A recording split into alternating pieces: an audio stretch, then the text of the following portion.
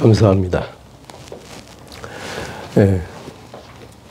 사실 이틀 연속 이렇게 예배를 드리는 게 어떻게 보면 쉬운 일이 아닌데, 그거 저도 많이 지쳐 있었던 것 같은데, 오늘 찬양을 들으니까 또 은혜가 되고 너무나 좋습니다. 오늘 특별히 양전도사님의 찬양은 믿음이 무엇인가를 잘 보여주는 대단한 찬양이었습니다.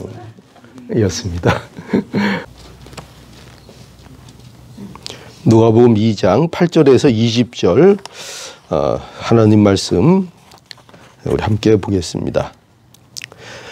그 지경에 목자들이 밖에서 밤에 자기 양떼를 지키더니 주의 사자가 곁에 서고 주의 영광이 저희를 두루 비추매 크게 무서워하는지라.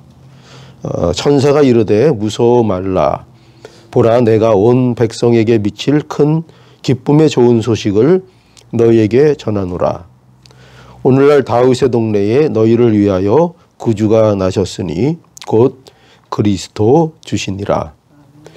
너희가 가서 강보에 쌓여 그 위에 누인 아기를 보리니 이것이 너희에게 표적이니라 하더니 호련히 허다한 천군이 그 천사와 함께 있어 하나님을 찬송하여 가로되 지극히 높은 곳에서는 하나님께 영광이요 땅에서는 기뻐하심을 입은 사람들 중에 평화로다 하니라. 아멘. 아멘. 예. 여기 8절에 보니까 그 지경에 목자들이 밖에서 밤에 자기 양떼를 지키더니, 그러니까 이 복음을 가장 먼저 듣게 된 게 바로 목자들이었다 하는 것을 기록하고 있습니다. 예수님이 탄생하셨죠. 지금까지 우리 계속 봤죠. 예수님께서 탄생하셨습니다. 그런데 예수님의 탄생은 참으로 조용하고 소박하고 화려한 꾸밈이 전혀 없는 그러한 탄생이었습니다. 너무나도 그 탄생은 조용하고 소박하게 이루어졌죠. 그런데 이 소식이 이제 목자들에게 전해진 것입니다. 목자들에게. 당시 이 베들레헴에는 양들을 돌보는 목자들이 있었습니다. 왜냐하면은 그 제사용으로 특별히 관리되는 양들이 그 예루살렘에는 많이 있었고, 특별히 그래서 베들레헴의 그 목자들은 그 양을 그 돌보는 그런 일들을 늘 하도록 이렇게 맡겨졌습니다. 그래서 이제 그들이 늘 뭐 그렇게 했듯이 우리가 일상생활에서 우리의 일을 하듯이, 그렇죠? 그렇게 그들이 들판에서 자기의 양떼를 지키면서 밤새 지새고 있었는데, 그때 이제 주의 천사가 그들에게 나타나서 이 소식을 전해 주었습니다. 그래서 이제 9절에 보니까요. 9절에 주의 사자가 곁에 서고, 이제 주의 사자가 천사죠. 천사가 곁에 서고 주의 영광이 저희를 두루 비침에 크게 무서워하는지라. 무서워했다 그랬습니다. 무서워했다. 그런데 천사가 이르되 무서워 말라. 내가 온 백성에게 미칠 큰 기쁨의 좋은 소식을 너희에게 전하노라. 이렇게 하였습니다. 그러니까 이 소식은 그 보통 소식이 아닌 거예요. 보통 소식이 아니었습니다. 유대인들이 늘 고대하던 게 뭐였죠? 유대인들은 구원자에 대한 소식을 늘 기다렸습니다. 메시아에 대해서. 그래서 구유에 누워있던 이 아기는 평범한 아이가 아니었던 거죠. 말 그대로 그들이 기다렸던 실제로 인간의 육체를 입은 하나님이 태어나신 거죠. 그래서 천사들의 표현대로 그래서 이 소식을 온 세상에 미칠 큰 기쁨의 좋은 소식이라 이렇게 또 천사들이 설명을 해 주었습니다. 그런데 이 엄청난 소식이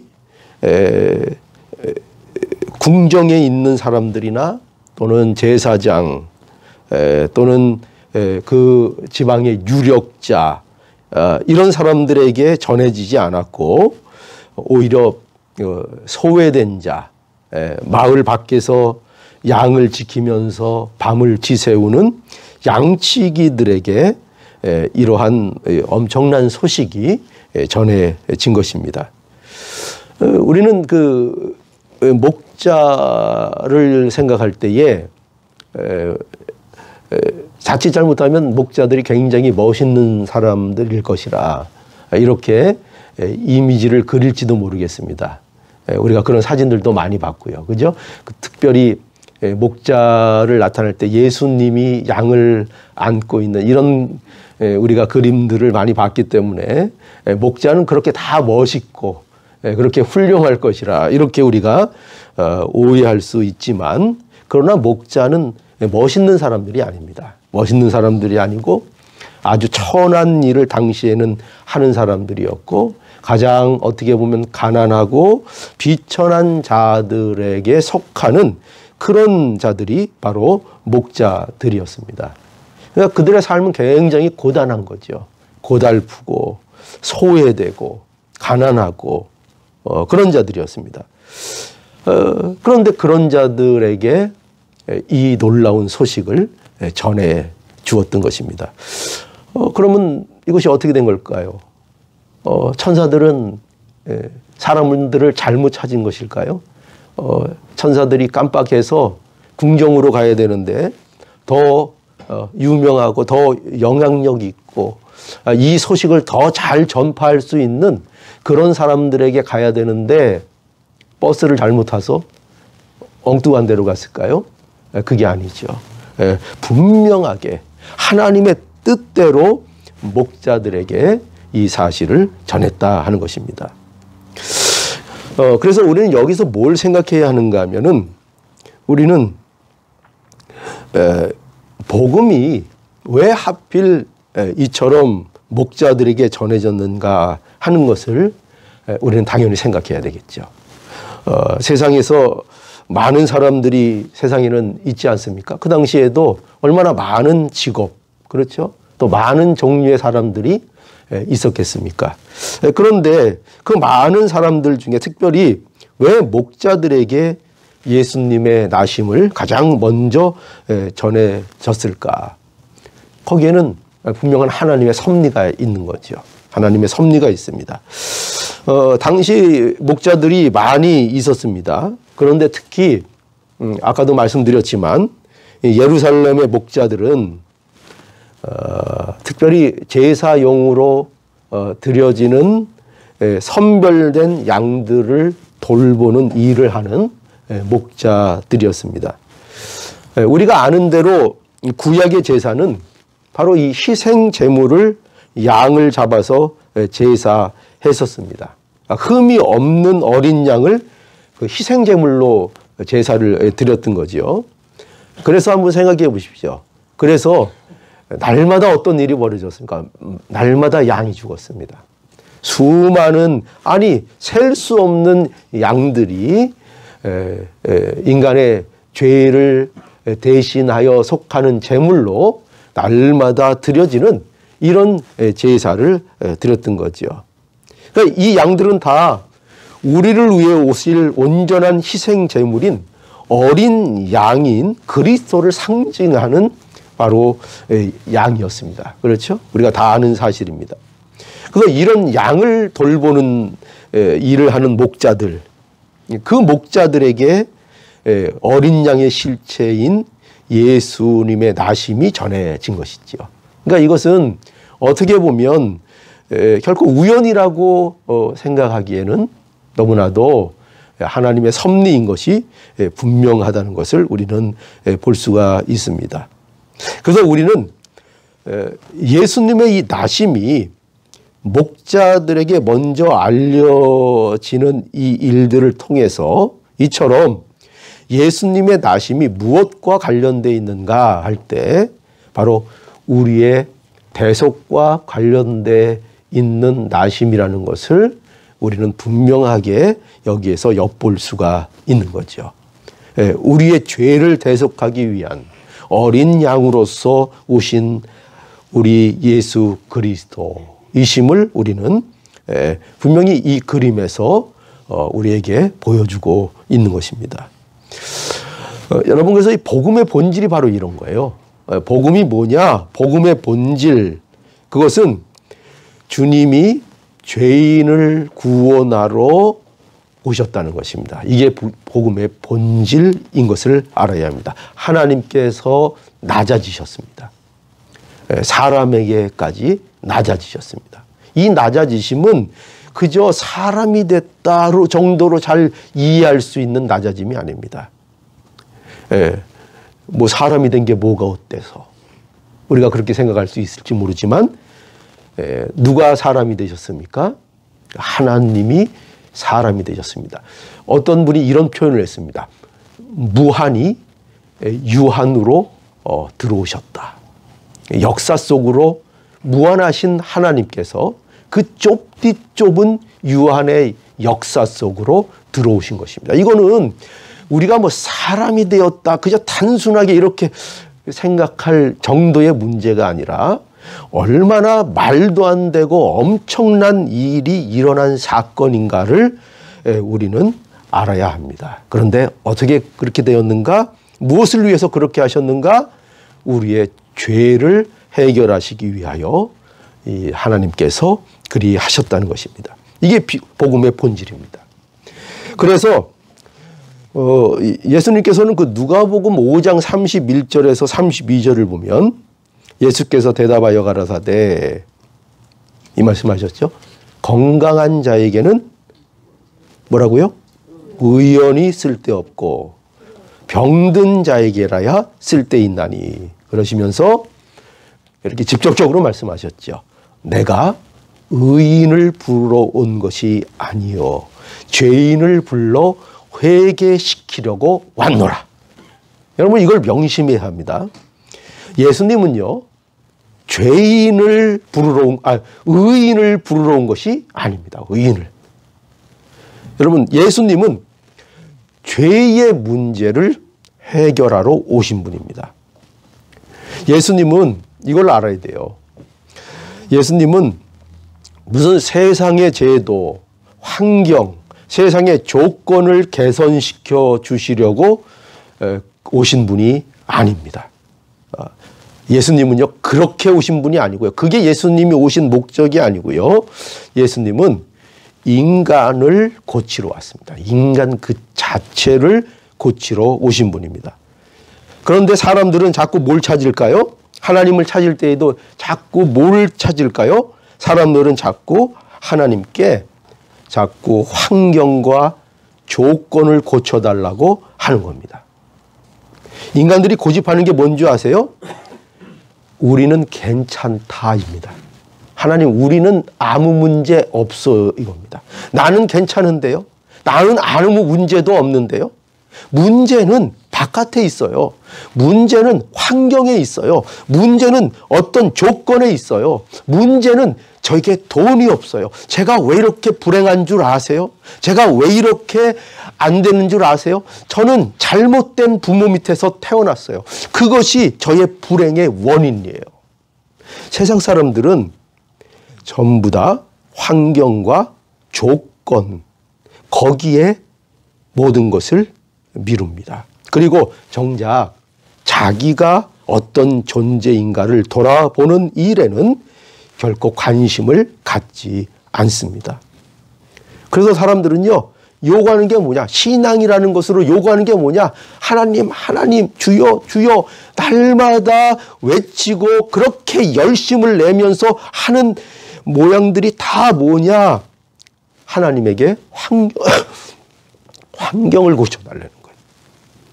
어떤 조건을, 다른 조건을 달라는 거예요.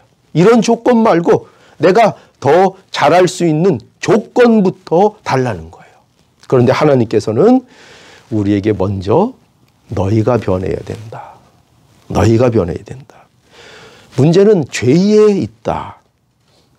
우리에게 그것을 말씀해 주세요. 그래서 누굴 보내주셨습니까?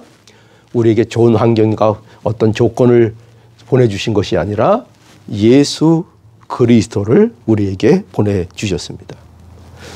그러니까 예수님은요, 그런 분이 아니에요. 우리의 마음을 위로하고 너는 잘할 수 있어. 너는 잘할 수 있어. 하면서 우리를 독려시켜서 우리가 갖고 있는 죄의 본성이 세상에서 더 마음껏 발휘되도록 하려고 오신 분이 아니에요. 그래서 우리 절대로 기독교는 이런 게 아니에요. 너희 자신을 마음껏 펼쳐라. 너희를 개발시켜라가 절대로 기독교가 아니에요. 그거는 반기독교예요. 자기개발. 여러분, 기독교는요, 자기를 개발시키는 것이 아니라 온전히 하나님 앞에 나아가는 것입니다. 하나님을 의지하는 거예요. 예수 그리스도를 의지하는 것입니다. 그래서 우리 안에는 의로운 것이 없고 우리 안에는 선한 것이 없어서 오직 예수 그리스도만을 의지합니다로 나가는 것이 바로 기독교 신앙인 것입니다. 그래서 하나님과의 관계를 본질적으로 회복시키러 오신 분이 예수님이라는 것을 우리는 알아야 합니다. 여러분, 우리가 분명히 이 세상 속에서 살아가면서 이거를 인식해야 합니다. 가장 심각한 거, 사람들에게 가장 심각한 거, 가장 중대한 문제는 뭐냐? 다른 게 아니에요. 무슨 렌트비 이런 게 아니에요. 얼마나 우리 렌트비 없으면 힘들어요. 그죠? 당장 홈리스 돼야 되잖아요. 얼마나 우리에게 현실적으로 힘든 문제예요. 그런데 여러분, 그러한 사정이 되었다 하더라도 그것은 우리에게 정말 중요하고 정말 심각한 문제가 아니라는 거예요. 뭐에 비해서? 죄의 문제에 비해서. 우리의 본질적인 문제에 비해서. 이 문제만 해결되면, 여러분, 이 죄에 대한 문제만 해결되면 우리는 어떤 환경도, 어떤 조건도 이길 수 있다는 것을 알아야 하는 거죠. 그러니까 우리 자녀들도 무슨 문제가 해결돼야 되는 거예요? 먼저 하나님과의 관계가 먼저 해결돼야 되는 거예요. 그리고 그 해결된 그것을 가지고 세상과 맞서서 세상과 나가서 생활하고 또 열심히 사는 그것이 중요한 것입니다. 그러나 이것이 해결되지 않으면 우리는 모든 것을 가져도 결국 허망한 존재로 끝나고 만다는 것을 알아야 할 것입니다. 그래서 여러분, 자기를 위롭게 여기는 자들은요, 이 성탄과 아무런 관련이 없는 거예요. 자기를 위롭게 여긴다. 아무리 뭐 성탄 카드를 나누고 성탄 선물을 나누고 기쁘다. 아무리 그렇게 하면서 성탄의 의미를 생각한다 하더라도 자기를 의롭게 여기는 자들은 근본적으로 성탄과 아무 관련이 없다는 것을 우리는 알아야 합니다. 성탄에 사실은 기뻐할 이유가 아무것도 없는 거예요. 자기를 의롭다고 여긴다는 것이 뭐냐면요, 뭐 무슨 이런 게 아니에요. 무슨 잘난 척하고 그런 걸 말하는 게 아닙니다. 그런 걸 말하는 것이 아니라 겸손한 모습을 가지고 있어도 자신이 하나님의 은혜가 필요한 죄인이라는 것을 모르는 자들을 얘기하는 거예요. 그것이 다 자기를 위롭다고 생각하는 사람들인 거예요. 우리가 그런 사람들 많이 볼 수 있습니다. 예, 세상 사람들을 대할 때에도 겸손합니다. 예, 성격도 좋고요. 뭐 잘난 척도 안 합니다. 그런데 뭘 알지 못한다고요? 자기가 뭐가 필요하다는 거, 하나님의 은혜가 필요한 존재라는 것은 알지 못합니다. 그런데 성경은 바로 그것을 교만하다 그러는 거예요. 그것을.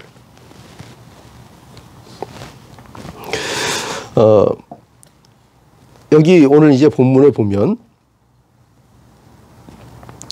또 우리가 볼 수 있는 게 있는데, 그건 뭐냐면은 천사가 목자들에게 전해준 소식이 이제 복음이었다 하는 것입니다. 아까는 첫 번째로 우리가 뭘 받는가 하면 혹시 여러분들이 잊었을까 봐 다시 점검하는데 이 복음을 가장 먼저 들은 사람들이 누구였다 그랬죠?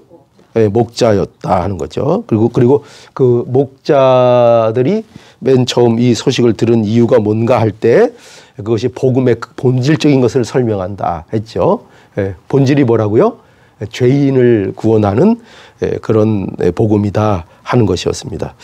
그런데 그러니까 목자들에게 전해진 복음이었죠. 그런데 이 천사가 목자들에게 전해준 소식은 또 우리가 알아야 될 게 뭐냐면 너무나 또 반복적인 얘기가 될 수 있는데 복음이었다는 것입니다. 복음. 전해준 소식은 세상의 어떤 소식이 아니었다는 거예요. 세상의 어떤 기쁜 소식이 아니라 천사는 목자들에게 복음을 전해 주었다 하는 것입니다.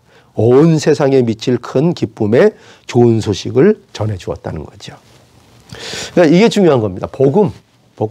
세상의 소식, 세상의 그 어떤 좋은 소식 그게 아니라 복음을 전해 들었다. 복음을 또 전해줬다 한 거죠. 그럼 복음이 뭐냐? 복음이 무엇인가 하면 복음은 하나님께로부터 온 것이 복음이죠. 그렇죠? 하나님께로 나온 것이 참 복음입니다. 인간에게서 참 복음이 나올 수 있어요? 없어요? 없죠. 그죠? 그래서 참 복음이 천사들로부터 목자들에게 전해지게 된 것입니다. 그래서 우리는 이 복음을 알아야 되는 거예요. 하늘로부터 온 복음을 알아야 되는 겁니다. 하늘로부터 오는 복음. 그래서 여기 천사들은 11절에 보니까 복음이 무엇인가에 대해서 아주 정확하게 말해주고 있죠. 어떻게 말해주고 있습니까? 11절을 볼까요? 11절 한번 우리 함께 읽어보겠습니다. 이게 지금 천사들이 설명해주는 정확한 복음입니다. 자, 11절 우리 함께 읽어보죠. 시작. 오늘날 다윗의 동네에 너희를 위하여 구주가 나셨으니 곧 그리스도 주시니라. 예. 그러니까 복음은 뭐냐? 복음은 한마디로 얘기하면 뭡니까? 구주가 나셨다. 이게 복음입니다. 구주가 나셨다. 그런데 여기에 보면은 예수님께서는 이 내용을 세 가지로 이제 예수님에 대한 표현을 세 가지로 하고 있는데 거기 첫 번째는 뭐라고 하셨습니까? 구주 이렇게 돼 있죠. 구주. 그리고 두 번째는 또 뭐라고 되어 있습니까? 호칭이 그리스도 되어 있고 또 세 번째는 뭐라고 되어 있습니까? 주 이렇게 되어 있죠. 그러니까 예수님이 구주가 나셨다. 복음을 설명하는데 예수님에 대한 표현을 천사가 이제 세 가지 사용했습니다. 구주, 그리스도, 주 이렇게 사용했습니다. 그런데 이 첫 번째 나오는 이 구주는 더 쉽게 얘기하면 구원의 주 이런 뜻입니다. 구원의 주. 구세주. 그러니까 구원의 주, 구세주라는 거죠. 어디에서 구원합니까? 어디로? 그렇죠. 이게 나와 있죠. 죄에서부터. 자기 백성을 저희 죄에서 구원하실 구세주. 이게 아닙니다. 저희를 그들이 처한 환경에서 조건에서 건져줄 구세주. 이렇게 성경이 돼 있지 않습니다. 성경은 구세주를 어떻게 말하고 있는가 하면은 자기 백성을 저희의 죄에서입니다. 죄에서. 이스라엘 백성들은 누굴 기다렸어요? 로마의 통치 아래에서 자기들을 그 로마의 통치라는 그 구속 속에서 건져줄 현실적이고 정치적이고 경제적이고 군사적인 그리스도를 그들은 기다렸습니다. 성경에서 우리에게 약속하는 그리스도는 그런 그리스도가 아닙니다. 어떤 그리스도라고요? 죄에서 구원할 그의 백성입니다. 그의 백성. 그의 백성을 죄에서 구원할 구세주입니다. 구세주. 분명히 하셔야 됩니다. 여러분들이 무엇을 믿는가? 무엇을 어떤 그리스도를 기뻐하고 있는가? 분명히 아셔야 됩니다. 죄에서입니다. 자기 백성을 죄에서. 그리고 두 번째 나오는 것이 뭐라고 그랬죠? 그리스도입니다. 그리스도는 기름을 부은 자라는 뜻이죠. 기름 부음을 받은 자. 그것도 메시아와 같은 의미입니다.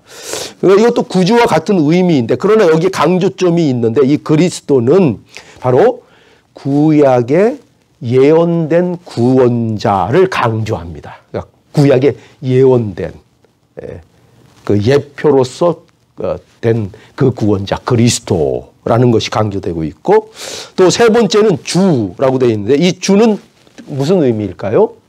주. 여기서 주는 주인이라는 뜻입니다. 주인. 그러니까 주권자. 그리스도는 모든 것을 통치하는 주권자, 통치자로서의 주입니다. 주. 그러니까 자 보십시오. 그러니까 이 천사가 증거하고 있는 구주가 나셨다 할 때 그 구주는 어떤 구주입니까? 그 구주는 어떤 구주이죠? 바로 구세주. 그렇죠. 우리를 죄에서 구원할 성경에 예언된, 하나님께서 예언한 우리의 통치자 왕이신 바로 그분이 나셨다. 이렇게 전해주고 있는 것입니다. 이것이 복음의 내용입니다. 이게 복음입니다. 그런데 왜 이것이 복음이죠? 왜 이것이 죄에서 구원할 자. 이것이 왜 복음입니까? 이것이 왜 복음이라는 기쁜 소식이죠. 여러분 이 소식을 들으면 기쁘십니까? 예. 그들을 죄에서 구원할 구주라는 그 소식이 나에게 한없는 기쁨이 됩니까? 예. 이것이 기쁨이 되어야 됩니다. 왜냐? 또 기쁨이 됩니다. 왜 그런가 하면 우리는 모두 죄인이라는 사실을 알기 때문입니다. 죄인이기 때문입니다. 우리는 하나님 앞에 죄를 범한 자들입니다. 이 죄는 너무나도 중하고 심각해서 우리가 이 죄의 문제를 해결할 수 없는 것입니다. 그런데 그 죄를 해결할 분이 나셨다는 것입니다. 이것처럼 기쁜 일이 어디 있을까요? 이게 안 기쁘다고요? 이것이 기쁜 마음을 우리에게 주지 않는다고요? 여러분, 우리가 죄에 대해서 잘 그래서 알아야 됩니다. 죄에 대해서. 죄는 단지 생각을 하거나 나쁜 행동을 하는 것, 이런 걸 얘기하는 게 아닙니다. 여러분들이 성경에서 말하고 있는 죄를 잘 알아야 돼요. 죄는 무슨 나쁜 내가 생각을 하고 내가 뭐 나쁜 행동을 하고 이런 것들, 예, 물론 그것도 우리가 죄라고 얘기하죠. 그러나 엄밀히 얘기하면 그 모든 것들은 죄의 증상이라는 것을 알아야 합니다. 죄의 증상입니다. 마치 제가 감기에 걸리면 기침을 하고 열이 나듯이 그 안에 감기 바이러스로 인해서 나타나는 증상이 있듯이 바로 이런 못된 생각, 나쁜 행동들, 이 모든 것들은 다 뭐냐면 죄로 인한 근본적인 죄의 문제로 나타나는 인간들이 갖고 있는 죄의 증상이라는 것을 알아야 합니다. 그래서 죄는 우리가 생각하는 것보다 굉장히 심각한 문제입니다.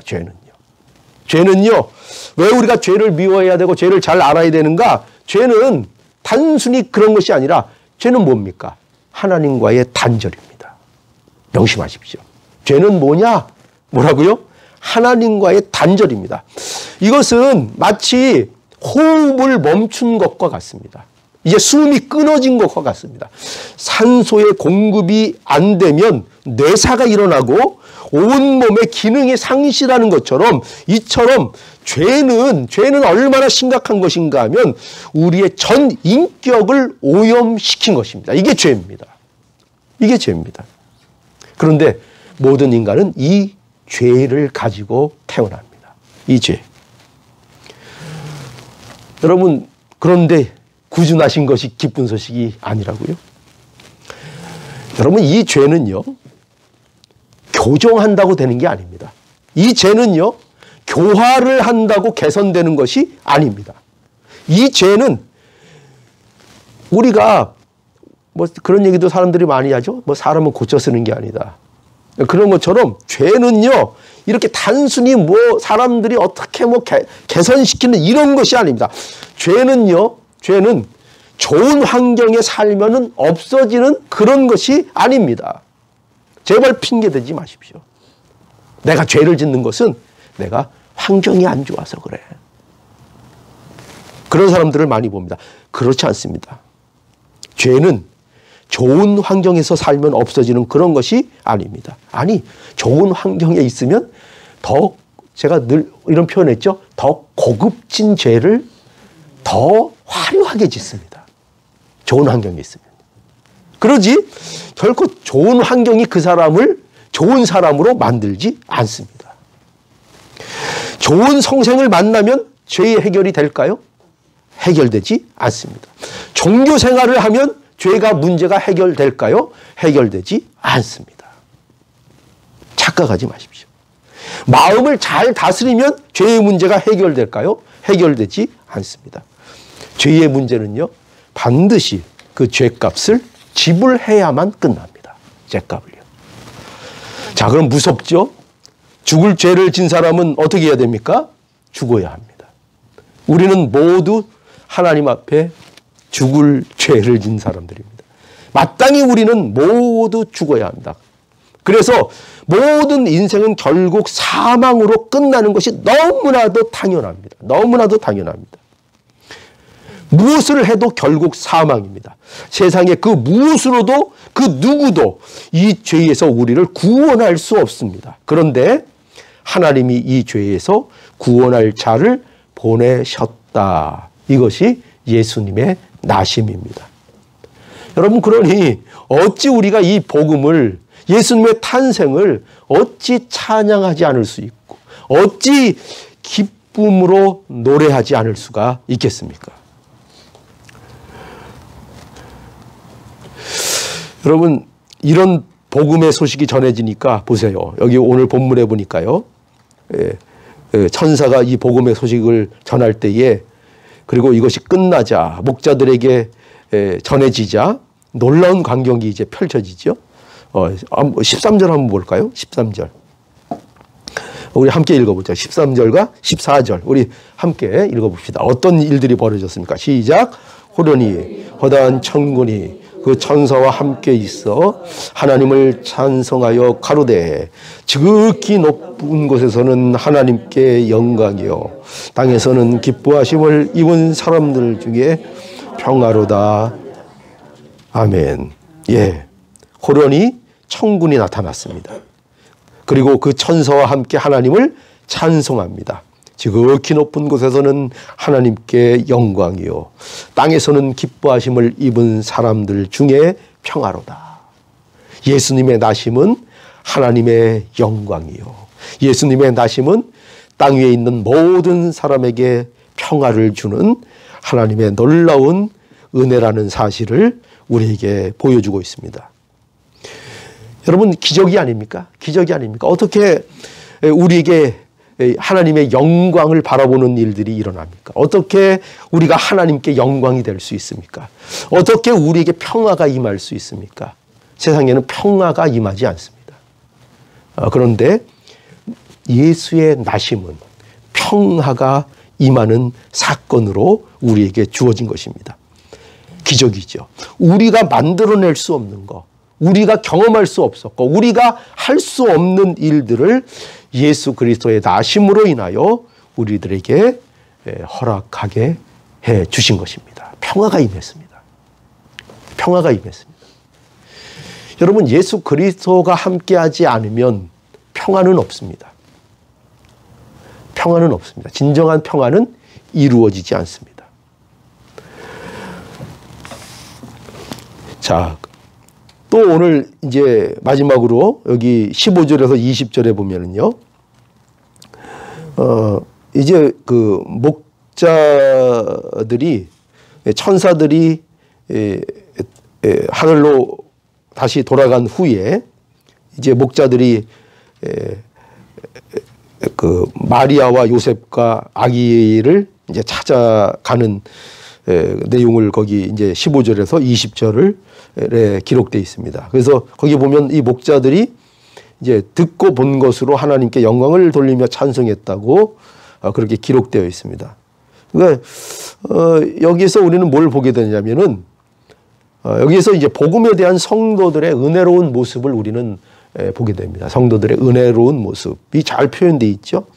그 15절에서 20절에 한번 읽어보시면 여기 보면은 천사들이 떠나간 후에 목자들은 천사들이 전한 일을 보기 위해서 마리아와 요셉과 구유에 누인 아기를 이제 찾아가고, 그리고 여기서 우리가 주목해야 될 또 요점은 뭐냐면, 이 목자들은 천사가 자기들에게 이르던 바와 같이, 여기 뭐라고 되어 있습니까? 듣고 본 그것을 인하여 하나님께 영광을 돌리며 찬송하며 돌아갔다, 이렇게 되어 있습니다. 그렇죠? 그들이 듣고 본 그 모든 것을 인하여 어떻게 했다고요? 하나님께 영광을 돌리고 찬송을 하며 돌아갔다. 근데 그들이 가서 본 게 뭘까요? 뭘 봤죠? 뭘 봤죠? 지금 가서 물론 마리아와 요셉과 그 아기를 봤습니다. 그런데 그 전부터 본 거, 뭘 봤죠? 12절의 내용을 봤죠. 12절에. 뭘 봤습니까? 너희가 가서 강부에 쌓여 구유에 누인 아기를 보리니 이것이 너희에게 표적이니라. 그렇죠? 그들이 본 것이 그겁니다. 너희가 가서 강부에 쌓여 구유에 누인 아기를 보리니 이것이 너희에게 표적이니라. 약속의 왕이 나셨다는 거죠. 그런데 가보니까 여러분 생각해 보세요. 목자들이 그 얘기를 듣고 실제로 이제 찾아가 봤습니다. 가봤더니 실제로 너무나도 초라한 현장이었을 거 아닙니까? 그런데 목자들이 하나님께 영광을 돌리고 찬송을 했다는 거죠. 그러니까 그 현장 보십시오.